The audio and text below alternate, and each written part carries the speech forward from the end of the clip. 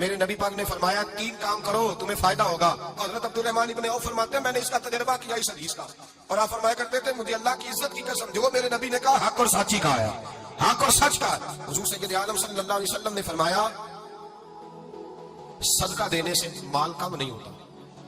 صدقہ دینے سے مال جی کیا کرنے سے, یہ وعدہ ہے نبی پاک. صدقہ دینے سے پیسے, اچھا بتائے نا جی مجھے 1000 میں سے 500 دے دیا تو باقی کتنے رہ گئے؟ تو حضور فرما رہے ہیں کم نہیں ہوتے. 1000 دے دیا تو باقی کتنا بچا؟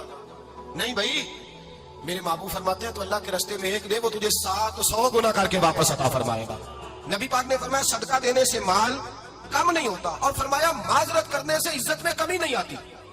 معذرت کرنے سے عزت میں کمی, اللہ اکبر, معذرت کرنے سے عزت میں کمی. اور حد کر دی میرے حبیب نے, فرمایا تو رب کی رضا کے لیے عاجزی کر, تیرے نبی کا وعدہ ہے اللہ تجھے عزت عطا فرما دے گا. تو جھک جا اللہ کی رضا, عاجزی اختیار کر, سادگی اختیار کر, سادگی عاجزی کر, تجھے اللہ 2 باتیں اس میں شاہ, ایک معذرت کر غلطی ہو جائے, دوسرا پہلے عاجزی کی بات سنیں. حضرت عمر بن عبدالعزیز بادشاہ تھے, سوئے ہوئے تھے, غلام بھی پاس آرام کر رہا تھا, مہمان بھی آئے تھے. غلام کی ڈیوٹی تھی ہر وقت حضرت کے پاس رہنا. اب سوئے ہوئے, دیر ہو گئی, غلام بیچارہ تھوڑا تھوڑا اونگ آتے آتے سو گیا. حضرت چراغ روشن تھا, کچھ لکھ رہے تھے, مہمان بیٹھا تھا, خادم سو گیا. اب چراغ نہ آہستہ آہستہ کھل ہو گیا, بجھ گیا. حضرت اٹھے, بوڑھے آدمی تھے, چراغ صحیح کرنے. مہمان کہنے لگے حضور میں نہ کر دوں, میں نہ کر دوں. کہنے لگے نہیں تم مہمان ہو, مہمان سے خدمت نہیں لی جاتی. اس نے کہا غلام کو جگائیے. فرمانے لگے ابھی تو بیچارہ سویا ہے اور نیند سے بیدار کر دوں. خود گئے, اس میں تیل دوبارہ ڈالا, بتی ٹھیک کی, جلائی, واپس آ گئے. وہ مہمان, اب بادشاہ کا مہمان بھی تو کوئی بادشاہ ہی ہوگا نا. کہنے لگا حضور آپ اپنے کام خود کرتے ہیں, کیا لفظ ہے, کیا حسن ہے, اور 2 جملوں میں کیا تاثیر ہے. آپ فرمانے لگے ہاں میں اپنے کام خود کرتا ہوں. جب میں گیا تھا تب بھی عمر بن عبدالعزیز ہی تھا, اور جب چراغ صحیح کر کے واپس آیا ہوں تو پھر بھی عمر بن عبدالعزیز ہی ہوں. میرے اندر کوئی تبدیلی آئی, میں وہی ہوں جو گیا تھا.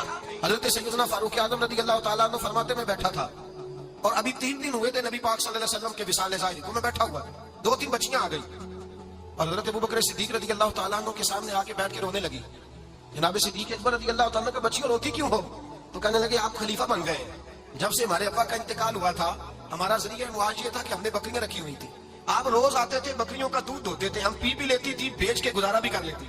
اب آپ تو خلیفہ بن گئے, کون آیا کرے گا؟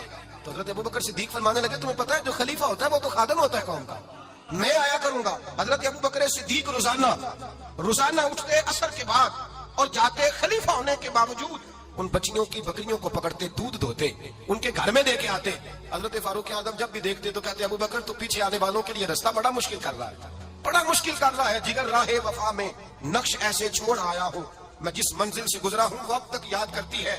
حضرت سلمان فارسی رضی اللہ تعالیٰ عنہ صوبے کے گورنر تھے, سادہ سا لباس پہن کر, سادہ سا, بس اسٹاپ پہ کھڑے تھے, جہاں سے لوگ اندر داخل ہوتے تھے, جہاں سواریاں باندھی جاتی تھی, آج ہم اپنے زبان میں اسے بس اسٹاپ کہتے. باہر کھڑے تھے, کوئی مہمان آ گیا کسی کا, اس نے دیکھا سادے سے کپڑے ہیں, خستہ سی حالی ہے, اس نے سمجھا کوئی کلی ہے, شاید معظم کوئی ملازم ہے. کہنے لگا خادم ادھر آؤ, ادھر آؤ. آپ قریب گئے, کہنے لگے میرا سامان اٹھاؤ. امام غزالی فرماتے ہیں جب تو علم پڑھنے بیٹھتا ہے تو یہ بھی خیال کرنا تیرے اندر تکبر کا بوٹا نہ لگ جائے, عاجزی اختیار کرنا, عاجزی.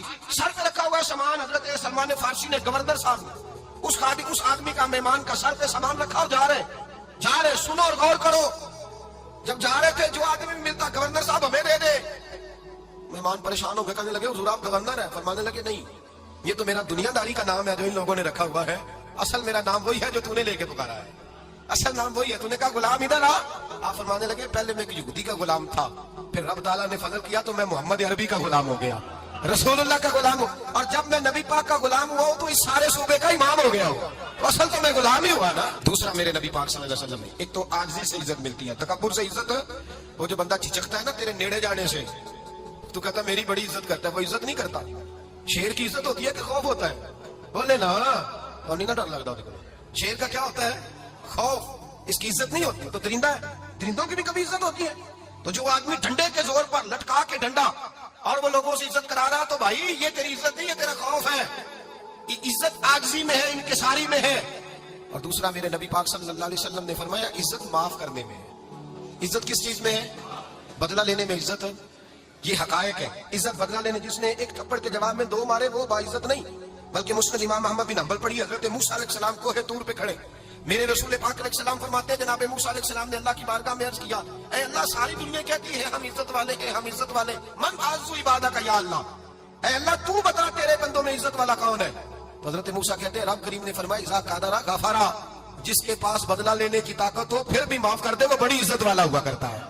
جو اینٹ کے جواب میں پتھر مار سکتا ہو، جو گولی کے جواب کے اندر 15 گولیاں مار سکتا ہو لیکن معاف کر دے وہ بڑی عزت والا ہے، عزت والا ہے جو معاف کرے۔ حضرت فخر جہاں دہلوی بہت بڑے درویش تھے، سلسلہ عالیہ چشتیہ کا بہت بڑا نام، اور اس صوفی کے آپ حالات پڑھیں تو رب کریم نے بڑا ہی نوازا ہوا تھا۔ دلی کی جامع مسجد کے خطیب، اور ان کی کرامت یہ تھی کہ جو آدمی آ کے سامنے کھڑا ہوتا تھا نا اسے بتانا نہیں پڑتا تھا کہ میرے دل میں کیا ہے، بتانا نہیں پڑتا تھا، سامنے آ کے کھڑا ہوتا تھا تو حضرت ہاتھ اٹھاتے تھے، کہتے تھے اللہ یہ بے اولاد ہے اسے اولاد عطا کر دے۔ دوسرا آ کے کھڑا ہوا، خوشی نہیں ہو رہی آپ کو؟ دوسرا آدمی کھڑا ہوا، دوسرا آدمی اس نے آ کے کہا دعا کے لیے سامنے کھڑا ہوا تو حضرت کہنے لگے اے اللہ بیمار ہے، وہ کہتا میرے دل میں بات تھی مجھے بتانی نہیں پڑی، اتقوا فراست المؤمن فانه ينظر بنور اللہ، نبی پاک نے فرمایا مومن کی فراست قلبی سے ڈرا کرو وہ تو اللہ کے نور سے دیکھتا ہے۔